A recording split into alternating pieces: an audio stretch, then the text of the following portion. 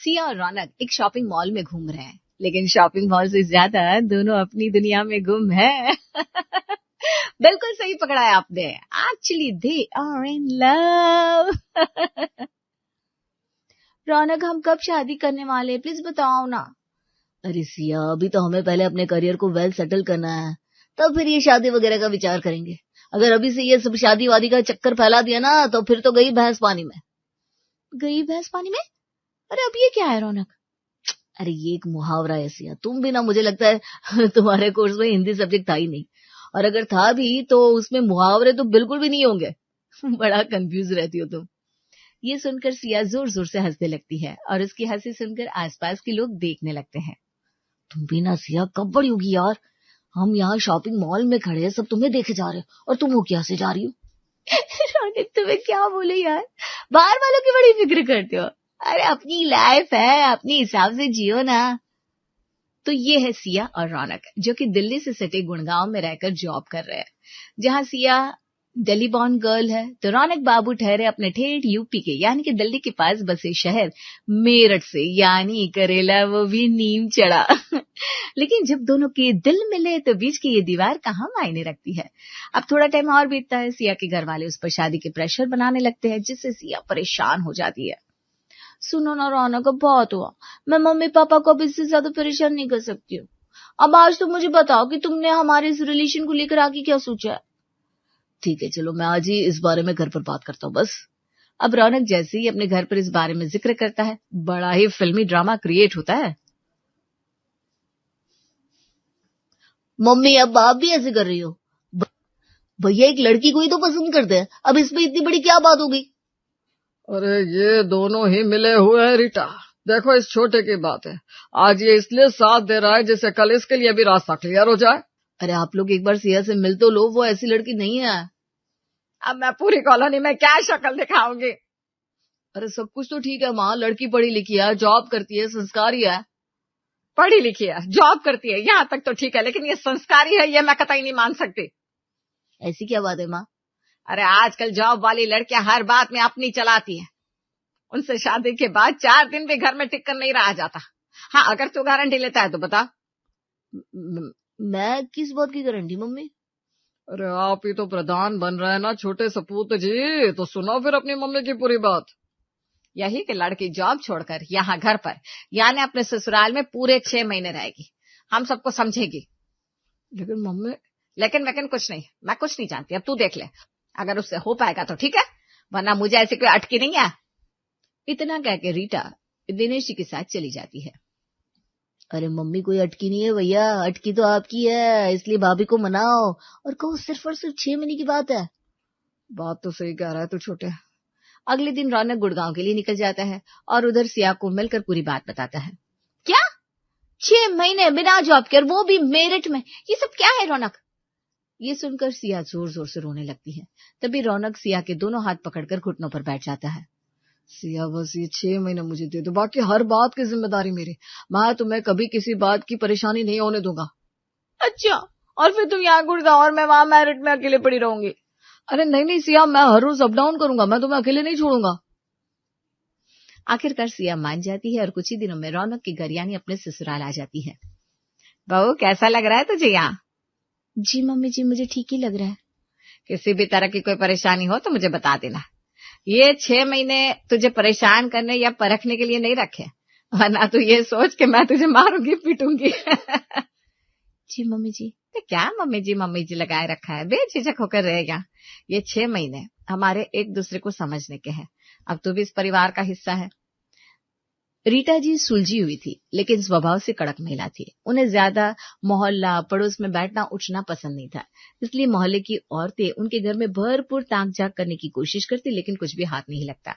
चलिए इसी बात पर मिलते हैं उनकी पड़ोसन कमला से, जो बस 2 घर छोड़कर आती है। रीटा, अरे ओ रीटा, कहाँ हो? अब तो बहू भी आ गई, लेकिन तुमने तो एक कप चाय भी उसके हाथ की नहीं पिलाई। तभी सिया बाहर निकल कर आती है। बैठ जाइए आंटी जी, मम्मी जी बाथरूम में, मैं चाय बना कर लाती हूँ। सिया चाय बना कर लाती है, तब तक रीटा भी बाथरूम से बाहर आ जाती है। अरे अब तो फ्री की फ्री हो गई, कोई कीर्तन किटी ज्वाइन क्यों नहीं कर ली थी? तुम्हें मेरा ये सुकून से रहना देखा नहीं जा रहा है क्या? अरे अब तो बहू भी आ गई। वैसे काम धाम कर लेती है कि नहीं? दिल्ली की है ना इसलिए पूछा, ऊपर से जॉब वाली भी है। हाँ हाँ क्यों नहीं, बड़े अच्छे से हमारे घर को संभाल लिया है और क्या ही चाहिए। तभी सिया भी चाय और नाश्ता लेकर आती है। बहू होशियार तो हो तुम, देखो इसीलिए जल्दी जल्दी चाय नाश्ता सब बना कर ले आई। बैठो बैठो। सिया बहू यहाँ मैं बैठी हूँ, तुम अंदर जाकर आराम कर लो, आज बड़ा ही थक गई होगी ना। सिया को अपनी सास की इस बात पर बड़ा गुस्सा आता है। ये क्या बात होती है भला? अरे मैं वैसे ही बोर हो जाती हूँ, अभी ये आंटी आई थी, इनसे जरा बात कर लेती। मेरी सास को न जाने कौन सी आफत आ रही थी। लेकिन अब कुछ दिनों में सिया बोर होने लगती है। ऐसे ही दिन बीतने लगते हैं। फिर एक दिन रौनक ऑफिस से घर आता है और सिया जोर जोर से रोने लगती है।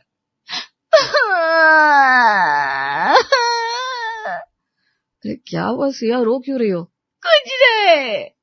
अरे मुझे बताओ आखिर हुआ क्या? आपको बिल्कुल भी फुर्सत नहीं है, जब देखो तो बस काम काम काम। मैं पूरे दिन घर में बोर हो जाती हूँ, क्योंकि मेरा ख्याल ही नहीं है। बिल्कुल सही कहते हैं लोग कि पति ना शादी के बाद बदल जाते हैं। कहाँ शादी के पहले आप इतनी बड़ी बड़ी बातें करते थे और अब देखो 2 महीने में बदल गए ना। सिया अपनी बुरी बात एक सांस में ही कह गई। रौनक मुस्कुराकर सिया को अपने पास बिठाता है।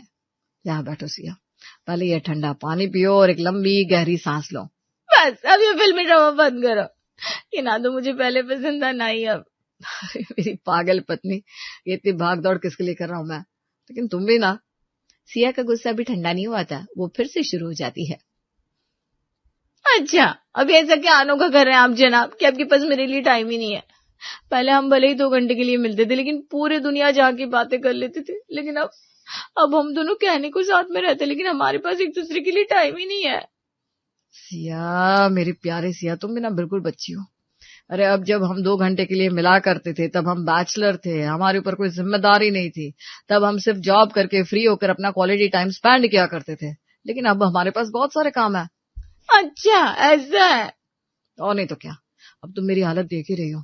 मैं सुबह गुड़गांव के लिए निकलता हूँ, शाम को मेरठ वापस। इस अप डाउन में मेरी पूरी बॉडी ही अप डाउन हो गई है।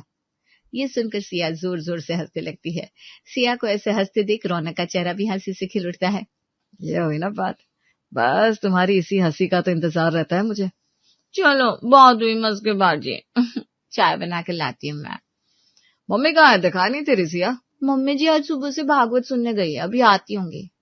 अच्छा तो सारा माजरा ये है, मम्मी गई है सुबह से भागवत सुनने, इसलिए तुम घर में बोर हो गई और सारा गुस्सा मेरे पर निकाल दिया। हाँ नहीं तो क्या, मैं सुबह से इतना भयानक वाला बोर हो रही हूँ कि बस कुछ पूछो मत। तुम तो मेरा नेचर जानती हो, मुझे कभी भी ऐसे घर पर पड़े रहने की आदत नहीं रही। मैं जानता हूँ सिया, लेकिन क्या कर सकता हूँ, अभी ये थोड़ा टाइम तो ऐसे ही बिताना होगा, फिर आगे हम कोई सोल्यूशन निकालेंगे। वही ना रौनक, तो कुछ तो करना पड़ेगा, नहीं तो मैं कैसे आगे के 4 महीने और निकालूंगी। काश मेरी कोई ननद होती तो मैं उनके साथ घूमती फिरती मौज करती। जिनकी ननद है ना उनसे पूछो उनकी हालत कैसे टाइट रहती है। वो बेचारी परेशान रहती है कि एक ही घर में 2-2 सास मिल गई। तुम भी ना सिया बहुत टेंशन लेती हो। अब मैं बताता हूँ तुम्हें क्या करना चाहिए। अच्छा बताइए श्री श्री 1008 रौनक जी महाराज। तुम भी वही करो ना जो बाकी की हाउसवाइफ करती है, जिससे तुम बोर भी नहीं होगी और टाइम भी पता नहीं चलेगा। 4 महीने क्या 4 साल कहाँ निकल जाएंगे पता नहीं चलेगा।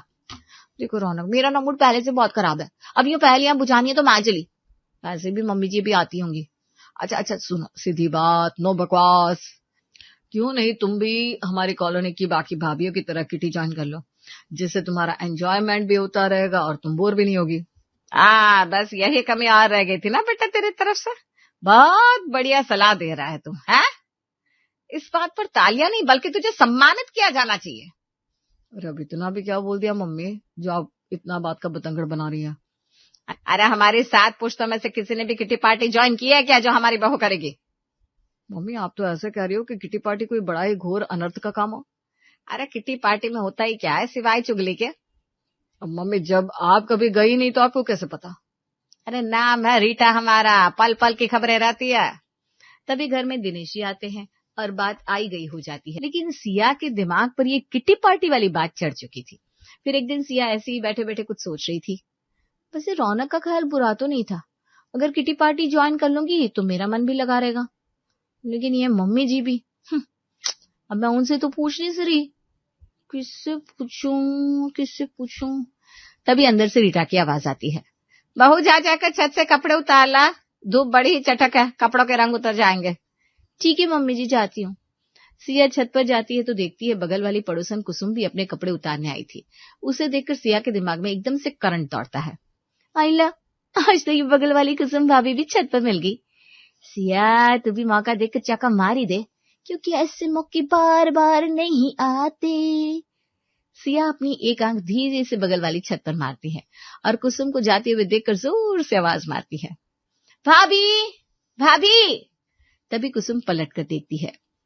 क्या हुआ सिया, तुमने मुझे आवाज दी? हाँ भाभी, आज आप इतने दिनों बाद दिखे और बिना बात किए जा रही हो, मुझे अच्छा नहीं लगा। लेकिन आज तुमको अचानक क्या हुआ सिया? इससे पहले भी हमने कई बार बात करने की कोशिश की, लेकिन तब तो तुमने पलटकर कोई जवाब नहीं दिया, और आज अचानक। अरे वो भाभी, पहले ना मैं बहुत शर्माती थी इसलिए। अच्छा अच्छा, ऐसी बात है। और बताओ कैसा चल रहा है सब? बस सब बढ़िया है भाभी। इधर सिया कुसुम से बातों में कब 20 मिनट निकाल देती है उसे पता ही नहीं चलता। तभी नीचे से आती हुई आवाज से उसका ध्यान टूटता है। ओह शिट, मैं तो भूल ही गई। चलो भाभी, अब मैं जाती हूँ, बाद में मिलेंगे, फिर बात करेंगे। हाँ हाँ, तुम जाओ, ओके बाय। अच्छा एक बात, तुम ये भाभी मत कहा करो यार, बहुत ही ओल्ड सी फीलिंग आती है। अब सिया और कुसुम हर रोज छत पर मिलने लगे। वो सिया जिसे छत पर कपड़े उठाने जाना एक बहुत बड़ी आफत लगती थी, अब उसे कपड़े लेने जाना बड़ा ही अच्छा काम लगने लगा। मम्मी जी, छत से कपड़े ले आऊं क्या? हाँ हाँ, क्यों नहीं बहू, तू तो वाकई में बड़ी ही समझदार बहू हो गई है। जा जा ले आ। अब सिया जाती तो बड़ी ही देर लगा कर आती। अरे कुसुम भाभी, एक बात बताओ, ये आपने भी कोई किटी ज्वाइन कर रखी है क्या? अरे सिया, फिर से भाभी? हम दोनों फ्रेंड्स हैं यार, अब तो भाभी ना बोलो। अच्छा सॉरी भाभी। नहीं कुसुम। Kitty join? किटी तो मेरी जान है जान, पूरी 5 किटी ज्वाइन कर रखी है मैंने। तो आप लोगों की किटी पार्टी में क्या क्या होता है? बताती हूँ, लेकिन आज तुम्हें ये किटी का कहां से अचानक याद आ गया? तुम बताओ अगर तुम्हें ज्वाइन करनी हो तो। अरे कुसुम, क्या बताऊं तुम्हें, मुझे ज्वाइन तो करनी है, लेकिन क्या? ये सासू माँ। अरे ये सासू माँ नाम की बेड़ी को सबसे पहले तोड़ फेंको। बताओ तुम्हें कब से ज्वाइन करनी है? तो सच में बड़ी कॉमेडी हो यार। सच बताऊं कुसुम, अब तो मेरा ऐसा हाल है, जब तक तुमसे बात न कर लो ना, मेरा दिन ठीक से शुरू ही नहीं होता। अरे मैं चीज ही ऐसी हूँ। अच्छा बताओ कब से ज्वाइन करनी है किटी? तभी सास की नीचे से आती हुई आवाज सिया को नीचे खींच लाती है और बात वहीं अधूरी रह जाती है। अब अगले दिन फिर सिया छत पर कपड़े उतारने जाती है, फिर दोनों घंटों तक बातें करते रहते हैं। आज तो सच में पता ही नहीं चला टाइम का, कब 1.5 घंटा हो गया। हाँ कुसुम, सच कह रही हूँ, मेरी सास भी नहीं थी ना आज, नहीं तो 15 मिनट बाद ही उनकी आवाज भी आ जाती, सिया बहू सिया बहू। दोनों हंसने लगते हैं। अरे तुमसे बात कर लेती हूँ ना तो मेरा मन हल्का हो जाता है और मन की पूरी भड़ास भी निकल जाती है। अब सिया हर रोज कुसुम को सुबह की चाय से लेकर रात के खाने तक की पूरी बात बताती, क्योंकि वो कुसुम को अपनी बड़ी ही अच्छी सहेली मानने लगी थी। फिर अगले ही हफ्ते सब लोग होली मिलन समारोह के लिए कॉलोनी के मंदिर पर इकट्ठे होते हैं।